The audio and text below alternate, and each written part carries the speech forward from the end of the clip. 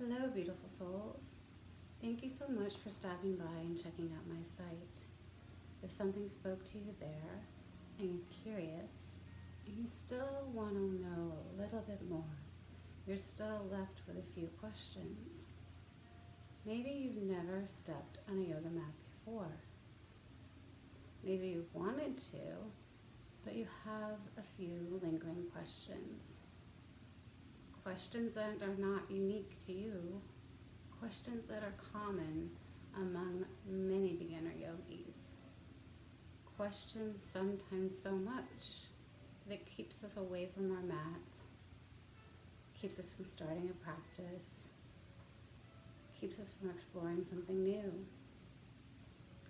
If you are like many other people, including myself, when I first began my practice, you think, oh, I'm not flexible enough for yoga. I can't do that pose. I'm not young enough. I'm too old. I'm too this, I'm too that. If any of these questions resonate with you, please check out this video for a little bit longer and I'll walk you through some of them in hopes to let you come to an agreement with yourself. And the agreement would be that you're willing to try a yoga practice. And it doesn't even have to be practicing with me. You can go out into the world. You can find someone who you know. You can ask them who their practitioner is or who their teacher is. And you can try their classes. In this virtual world, that's a luxury. You don't have to have a gym membership or a yoga studio membership anymore. Now you can pop in and try anyone out. You can take a class or two and see if it speaks to you. And hopefully, you will want to be part of this community and you will want to join and follow along. But for those on the fence still, or those who have never taken a yoga class before, let's stop and let's start at square one. After all, when we're young, how do we begin to navigate this world? We go from laying down to crawling to baby steps to steps and then running. It's a matter of progression, a matter of time. It's uniquely individual to our own self and our own journey. And the same thing can be said for yoga. There is no right way to practice.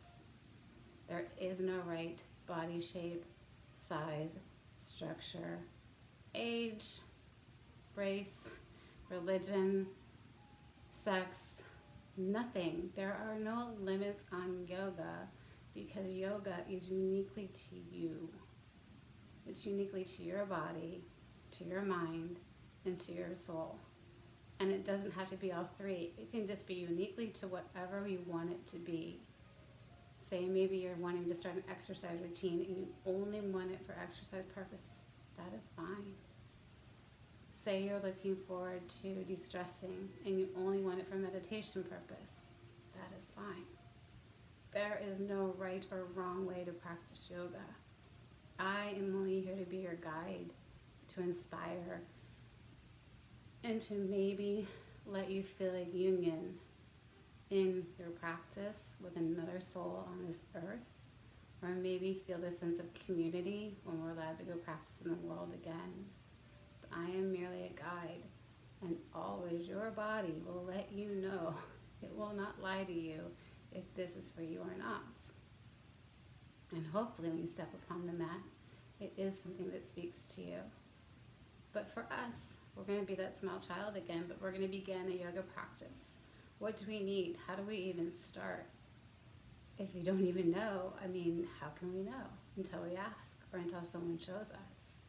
Yoga is a gift. You can do it anywhere. You can do it inside your house, in a studio, in a gym, on a mountaintop, on a paddleboard, on a boat. It's almost like green eggs in the ham. You can do yoga anywhere. Yoga is, remember, being in the now. Basically, if you're used to mindfulness, it's mindfulness on crack. It's accelerated. And the only thing you need technically is you. You don't even need a mat. You don't need tools. You don't need props. But those do assist your journey and do assist your practice. So let's pretend we're gonna have a little bit of assist, a little bit of a toolkit to take with us when we go to the studio or we make our home studio. So I'm sitting on my yoga mat, which you probably can't see right now, and I am in my little home studio. It's easier to do yoga on a hard-ish type surface. If you're on carpet, it gets a little wonky because you can turn an ankle, and you don't want to injure yourself ever in your yoga practice. But for me, you can get all kinds of different mats. This is my yoga mat. It's got a little bit of thickness to it. It helps with these. You can get really thin mats, you can get really thick mats. You can get sticky mats. This mat has a little bit of a grip so you don't slip and slide. Most yogis do not wear socks during their practice, only because you slip and slide all over the place on your mat. There's a caveat: if you're working on core and you want to slip and slide, then you can keep your socks on. Let me think. You can wear anything you want when you're doing yoga. You don't need to be fancy. You don't have to have the latest trendy yoga type clothing from whatever retailer out there, or whatever celebrity is, saying wear my stuff. Literally, you could, and it'd be harder in jeans and a t-shirt because you'd have less mobility, but you could do it in that. You could do it in shorts. You could do it in sweatpants. You could do it with no clothes on at all. It doesn't really matter what you're wearing or not wearing when you're practicing. That is completely to your own comfort level. I would suggest in the beginning, if you are a beginner yogi, wear something loosely or fitting. Like I just have on this really loose baggy shirt and looser sweats, because they will not hinder your mobility at all. As you gain more strength and you get in better shape and you feel stronger, maybe as a yogi, if you want to reward yourself with a fun shirt or a fun yoga bag to carry your mat in, or a water bottle, go for it. I mean, it doesn't matter what inspires you to practice, just practice. So we've taken care of our mats, we've taken care of what we wear. One of the virtues of yoga is cleanliness, which is really funny because you would think everyone would be cleanly when they're going to the gym or a yoga studio. But it is one of the virtues. So yogis try to be mindful. You don't have to, you're not going to get dressed up. It's not like you're going out to dinner or you're not going out to a concert, but it's just like treating yourself good. You want to give yourself a space that is your own. You want it to be quiet. You want it to be something that you can return to if you're developing a home practice, when the chaos of the day is getting to you and you just know you need to step on your mat and you want a little bit of quiet and a little peace. Therefore, that's why I've created this space in my home. If you're going to a gym studio, that's completely opposite, because you're with other people, you're in the community, you're in a gym setting. You're not going to have those type of yoga virtues in your practice. You're just doing it mainly for exercise, and that is fine too. Or you can do it outside. And just find the harder surface. Try not to be in the grass. You can do it in the grass, but like I said, you could risk turning an ankle. So that's where you can do it. That's what you do it on. And props. So for all those people that say, I'm not flexible enough, well, we bring the ground up to you. You don't ever have to meet the ground unless A, you're sitting down on it or laying down on it. But for any standing pose, I highly, highly recommend that, oops, and I forgot my strap. So a strap would be, you can envision like the strap, a belt, or a strap of your robe. That would be a strap. It's a prop that you can use, and that basically lengthens an arm or lengthens a leg. Think of it that way, as an extender. So you can bring a strap into your practice. You can bring in blocks to your practice. So blocks, usually used too, but you can use multiples. Like if you're practicing something harder and more challenging, you can stack them and bring the ground up even higher. You don't have to just stick with one block. And then you can bring in a bolster. So say like you're working on seated poses, but you feel a little pinch or pain in your low back or your hips. Well, you can fix that. You can put the bolster underneath you, prop your bottom up, which will naturally then let your knees fold, which now you can't see because I'm too close. So by me sitting on the bolster now, my knees naturally, which you still can't see, you can see my upper body move forward. I naturally tilt a little bit forward, which is going to take that pressure off my low back, take it off of my hips. If I take this bolster out, which you're gonna have to think you saw me do it all in one smooth motion. Now I'm more upright. Now I have all my weight on my low back and my hips. So the bolster can go under your rear. The bolster can take weight or pressure off your hamstrings by putting it beneath the, what are these, kneecaps. And then when you're doing a forward fold, you're taking that pressure off that hamstring. So you don't have to become bendy windy. You can be muscle Russell and you can still do yoga. You can still do all the poses that anybody is doing in a studio. I highly encourage you though, if you are gonna start a yoga practice, to start at a beginner practice and just try it out. See if you like it. And if the teacher's really good, they'll walk you through it and you'll learn a bunch of poses. And then you can go to the next type of class, whatever it may be, hatha, vinyasa, which is flow. You could go to an Ashtanga class.